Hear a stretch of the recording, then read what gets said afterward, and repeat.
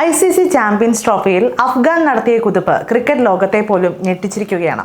പാകിസ്ഥാനും ബംഗ്ലാദേശും അഫ്ഗാനിസ്ഥാനെ കണ്ടുപഠിക്കണമെന്നാണ് ആരാധകർ ഒന്നടങ്കം പറയുന്നത്. കാരണം അത്രമാത്രം മികച്ചതായിരുന്നു അഫ്ഗാന്റെ കഴിഞ്ഞ പോരാട്ടം. ഇംഗ്ലണ്ടിനെ പോലെ ഒരു പടുകൂറ്റൻ ടീമിന് മടക്ക ടിക്കറ്റ് നൽകിയ ശേഷം ഓസ്ട്രേലിയയ്ക്ക് കൂടി മടക്ക ടിക്കറ്റ് നൽകി സെമി ഉറപ്പിക്കാനുള്ള തയ്യാറെടുപ്പിലാണ് അഫ്ഗാനിസ്ഥാൻ. കഴിഞ്ഞ കുറച്ചു കാലത്തെ അഫ്ഗാന്റെ പ്രകടനത്തിൽ നിന്ന് വ്യക്തമായ ഒന്നുണ്ട്. ക്രിക്കറ്റിൽ അവർ ചെറിയ മീനല്ലാതായിട്ട് കുറച്ചു കാലമായി എന്നത്. അതിനാൽ ഇംഗ്ലണ്ടിനെതിരായ വിജയം അതിശയകരമെങ്കിലും വലിയ അട്ടിമറിയായി കാണാനാവില്ല.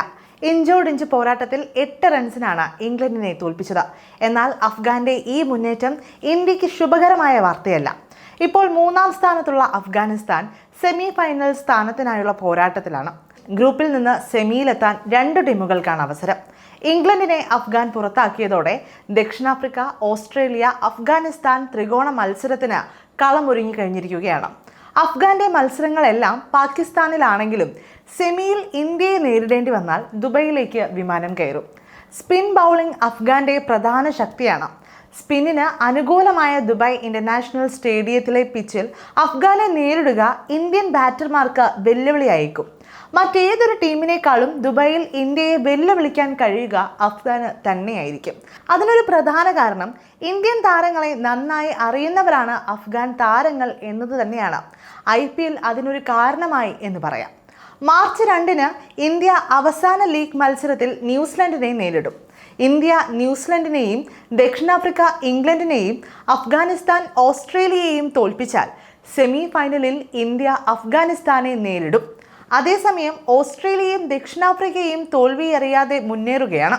2 ടീമുകളും ഓരോ മത്സരം ജയിച്ചപ്പോൾ ഒരു മത്സരം മഴ കാരണം ഉപേക്ഷിച്ചു. ഇരു ടീമുകൾക്കും 3 പോയിന്റുകൾ വീതമാണുള്ളത്. മികച്ച റൺ റേറ്റുള്ള ദക്ഷിണാഫ്രിക്ക 1-ാം സ്ഥാനത്തും ഓസ്ട്രേലിയ തൊട്ടു പിന്നിലുമാണുള്ളത്. ഒരു ജയവും ഒരു തോൽവിയുമായി അഫ്ഗാൻ 2 പോയിന്റുമുണ്ട്. എന്തായാലും വാശിയേറിയ ഒരു പോരാട്ടം തന്നെയായിരിക്കും അഫ്ഗാനും ഓസ്ട്രേലിയയും തമ്മിൽ നടക്കുക. കാരണം ജയിച്ചാൽ മാത്രമേ ഇരു ടീമുകൾക്കും സെമി എന്ന സ്വപ്നത്തിലേക്ക് എത്താൻ സാധിക്കൂ.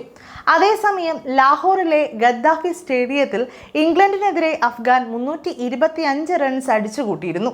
ഇബ്രാഹിം സദ്രാനിന്റെ റെക്കോർഡ് സെഞ്ചുറിയാണ് ഇന്നിംഗ്സിലെ സവിശേഷത. 146 പന്തിൽ 177 റൺസ് നേടിയ ശേഷമാണ് ഓപ്പണർ കീഴടങ്ങിയത്. ഇംഗ്ലണ്ട് ജോ റൂട്ടിന്റെ സെഞ്ചുറിയുടെ പിൻബലത്തിൽ പൊരുതി നോക്കിയെങ്കിലും ജോ റൂട്ട് 111 പന്തിൽ 120 റൺസ് നേടി ഔട്ടാവുകയായിരുന്നു.